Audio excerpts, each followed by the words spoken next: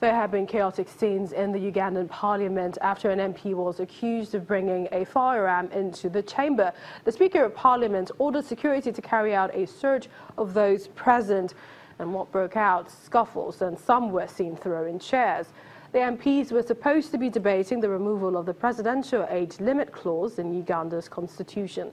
The state's Minister for Water, Ronald Kabule, was reportedly accused by opposition members of being among those armed, an accusation he angrily denied. Well, to Chad now, where the government has said it does not understand why the United States has included its citizens in the latest American travel ban list. Communications Minister Madeleine Alingwe urged President Trump to reconsider the decision. In a statement, the Chadian government expressed its lack of understanding of the official reasons behind this decision, saying that the move contrasts Chad's constant efforts and commitments in the fight against terrorism at regional and global levels. It further stated that the government calls for a better appreciation of the situation, inviting President Donald Trump to reconsider this decision, which seriously undermines the image of Chad in good relations with both countries, particularly in the fight against terrorism. Chad says it remains available to any discussion in order to reinforce its collaboration with the United States of America, and that the government doesn't want to be forced to use the principle of reciprocity, which could undermine interests of the two countries. Chad was one of 3 countries the United States added to the list of travel ban countries. And since the beginning of 2017, the United Nations Refugee Agency reports that around 100,000 refugees and migrants have crossed the Mediterranean Sea from Libya to Italy, while around 23% fewer than the same last period. Well, almost 600,000 migrants have arrived in Italy over the past 4 years, risking their lives to reaching Europe. According to the United Nations Refugee Agency, since the beginning of 2017, about 100,000 refugees and migrants have crossed the Mediterranean Sea from Libya to Italy.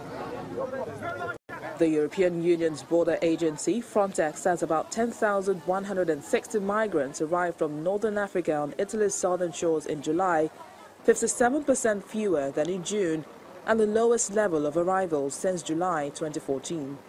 Bad weather conditions and clashes in the region of Libya, from where many migrants depart on smugglers' boats, have contributed to the decline.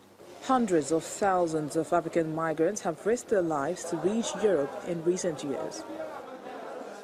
Drawn by the continent's famed wealth, they flee violence, oppression or poverty, only to discover that life in Europe is often grimmer than they had imagined.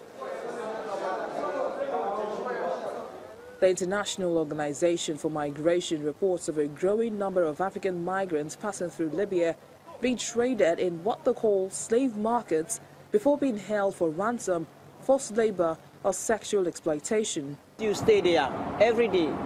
They are coming to do bad things to you, to do bad things. One day they will kill you. Majority of the migrants report being kidnapped, forced into labor, sold into slavery by street gangs, smugglers and militias that operate unhindered in the lawless country. The Global Initiative Against Transnational Organized Crime estimates that migrant smuggling is worth up to $323 million a year in Libya.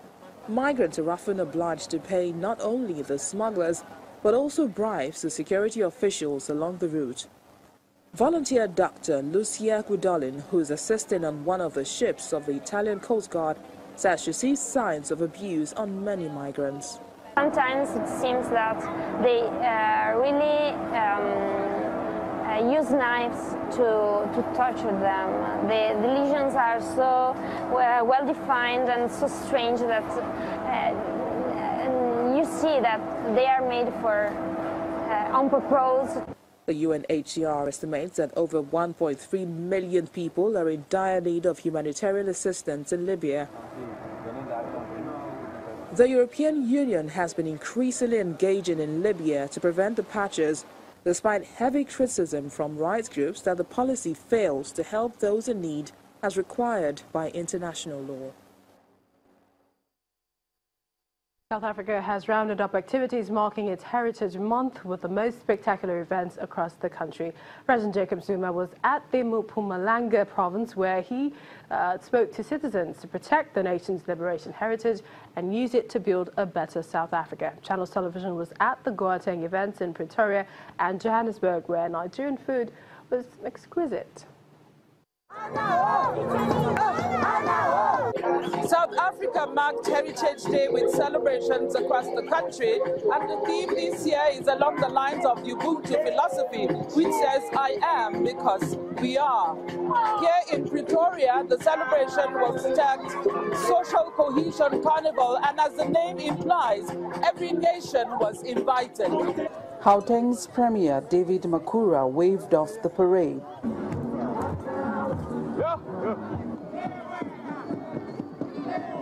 They're not called the Rainbow Nation for nothing.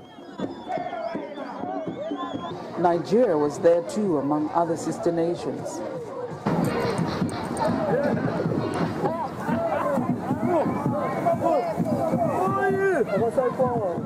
And in Johannesburg, it was much calmer but no less colorful.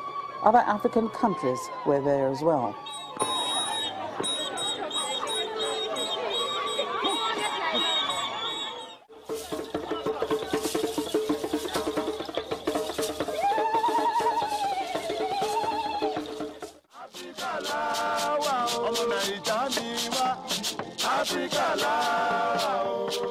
Here, dance was exotic, as was the fashion and the food. Yeah, it's so nice. And you guys prepared everything. Nigerian food seemed most popular, with a long, winding queue of people patiently waiting to taste. Yeah, number one, man, it's nice. It's just like Nigerian. I want to go taste first, then I can comment. Because I'm not sure what I'm eating, but it looks beautiful. Of course, the locals are very receptive to it. Wherever you go, you see people calling you Igwe, Igwe. So I can see a lot of reception to the Nigerian culture here. Put the restructuring debate aside, the various Nigerian ethnic groups somehow found a common rhythm.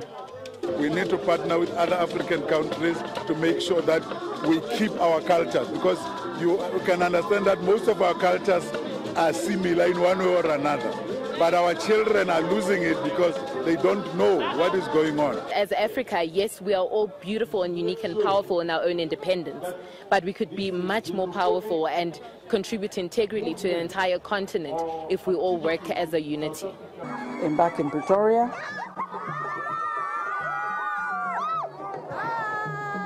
and on that extremely beautiful note, I wish you a happy Heritage Day from South Africa.